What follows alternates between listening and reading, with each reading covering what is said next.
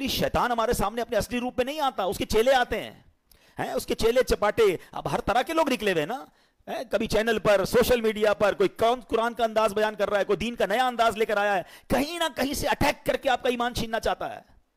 اعلیٰ حضرت امام اہل سنت نے 100 سال پہلے کہہ دیا تھا, سونا جنگل رات اندھیری, چھائی بدلی کالی ہے, سونے والوں جاگتے رہیو, چوروں کی رکھوالی ہے. یہ تو 100 سال پہلے کہا تھا, اب تو کتنے فتنے ہیں.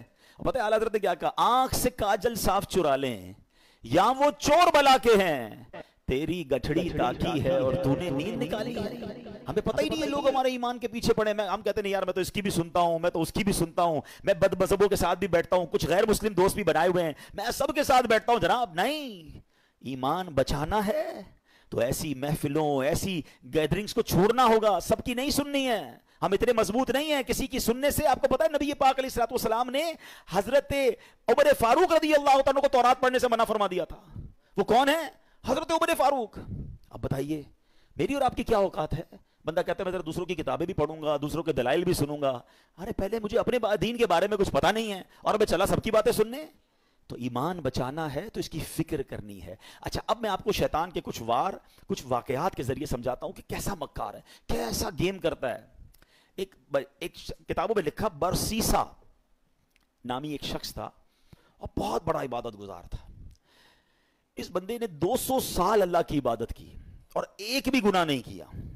اچھا اب ایسا کوئی نیک بندہ ہو تو شیطان کہاں چھوڑے گا اس کو. یہ میں ایک اور بات آپ کو بتا دوں کہ شیطان نیک آدمی پر زیادہ حملے کرتا ہے. یاد رکھیے گا, جو پہلے ہی کچھ نہیں کر رہا اس کو شیطان نے کہا تو ساڑھا ساتھی ہے, نہ نماز پڑھ رہا ہے, نہ روزے رکھ رہا ہے اور بدکاریاں کر رہا ہے, شراب پی رہا ہے. نہیں, اس کے لیے پرابلم ہے نیک آدمی جو نمازیں پڑھ رہا ہے, جو روزے رکھ رہا ہے, جو نیکی کی نیت کر بیٹھا ہے, جو علم دین سیکھ رہا ہے, وہ بے چین رہتا ہے اس کے بارے میں.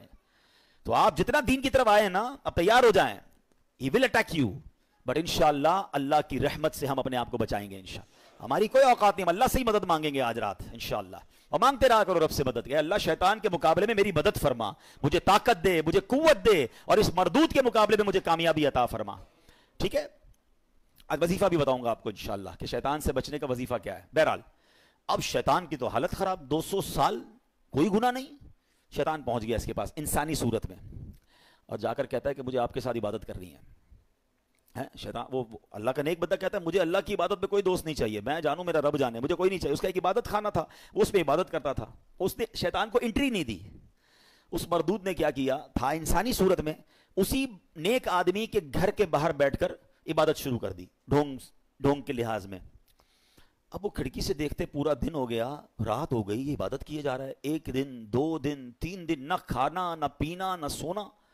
برسیسا حیران کہ یار میں 200 سال سے عبادت کر رہا ہوں, مجھے بھوک بھی لگتی ہے, مجھے نیند بھی آتی ہے, نہ اس کو نیند آ رہی ہے نہ اس کو کھانے کی ضرورت ہے. دروازہ کھول کے کہا بھائی یہ تو بتاؤ تمہیں یہ عبادت کہاں سے سیکھی ہے, تمہیں نیند بھی نہیں آتی, تمہیں کھانا بھی نہیں کھانا. کہتا بات یہ, میں اسی لیے تو آپ کے پاس آیا تھا, آپ نے تو مجھے لفٹ ہی نہیں کرائی. میں آپ کو اصل راز بتاؤں, مسئلہ یہ ہے کہ میں نے زندگی میں ایک گناہ کیا ہے. جب مجھے نیند آتی ہے نا مجھے وہ گناہ یاد آ جاتا ہے, میں پھر چونک جاتا ہوں, پھر خوف خدا طاری ہوتا ہے, میں جاگتا ہوں. بھوک لگتی ہے, پھر وہ گناہ یاد آتا ہے. آپ کا پرابلم ہی آپ نے کوئی گناہ نہیں کیا ہے. اب دیکھو شیطان کا وار. اگر آپ کو یہ لیول چاہیے نا عبادت کا کہ نہ آپ کو نیند آئے نہ آپ کو جناب بھوک لگے اور آپ ساری رات اللہ کی عبادت کرتے رہیں, آپ ایک گناہ کر لیں. کہتا ہے عجیب آدمی ہو, جس رب کی عبادت کر رہا ہوں وہاں اس کی بارگاہ میں گناہ کروں, کہ پھر نہیں ملے گی ایسی پھر آپ کو لذت نہیں ملے گی. اب دیکھیں کیسا خطرناک وار ہے. برسیسا کہتا ہے اچھا پھر مشورہ دو کون سا گناہ کروں. شیطان سے کہتے ہیں کون سا گناہ کروں. شیطان کہتا ہے پھر ایسا کریں آپ بدکاری کر لیں. کہتا ہے خدا کا خوف کر, اتنا بڑا گناہ زنا بدکاری میں کروں؟ نہیں میں نہیں کرتا. کہ پھر ایسا کریں قتل کر لیں. کہ کیسے آدمی ہو, میں کسی بندے کو مار دوں قتل کروں؟ نہیں میں نہیں کرتا. اچھا پھر ایسا کریں شراب پی لیں. کہتے ہیں ہاں یہ تھوڑا چھوٹا گناہ لگ رہا ہے. اب یہاں ایک اور بات سیکھنی ہے. میں تھوڑے واقعات کو بریک اس لیے کرتا ہوں کہ ٹو دی پوائنٹ آپ کو بات بھی سمجھ آئے. ہمارے اندر بہت سارا شیطان نے دماغ میں ڈالا یار یہ چھوٹا گناہ یہ کر لو, یہ بڑا ہے یہ نہیں کرو. پتہ نہیں اپنے طور پہ ہم نے کیٹیگری بنا لی ہیں. سمجھیے بات کو, ہمیں نہیں پتا کون سا گناہ رب کی نافرمانی کا اور غضب کا اور ناراضگی کا باعث بن جائے, وہی گناہ میں جہنم کے گہرے گڑھے میں ڈال دے. کسی گناہ کو چھوٹا مت سمجھنا. ٹھیک ہے. برسیسا کہتا ہے ہاں یہ ٹھیک ہے شراب پی لیتا ہوں. شراب پی, نشہ چڑھا اور پی, اب بدکاری کی, اور جب بدکاری کر لی تو اب قتل بھی کر دیا. اللہ اکبر. پولیس آئی اور برسیسا کو پکڑ کے لے گئی. اب جب پھانسی کا حکم ہو گیا, پھانسی گھاٹ پر برسیسا موجود تھا, شیطان ادھر پہنچ گیا. کہتا ہے ایک راستہ ہے, میں تجھے بچا سکتا ہوں. کہ بدبخت تیری وجہ سے تو میں پھانسی میں پہنچ گیا, تو نے کہا گناہ کر لے, مجھ سے ایک نہیں تین گناہ ہو گئے اور آپ پھانسی پھندے پر آ گئے. بولے میں بچا سکتا ہوں. بولو بتاؤ کیسے بچ سکتا ہوں. کہا تم ایسا کرو, خدا کا انکار کرو اور مجھے سجدہ کر دو. برسیسا کی بدبختی دیکھیں, اس نے شیطان کو سجدہ کیا, خدا کا انکار کیا اور اسی وقت پھانسی پر اس کو لٹکا دیا گیا. کفر کی موت وہ مر گیا.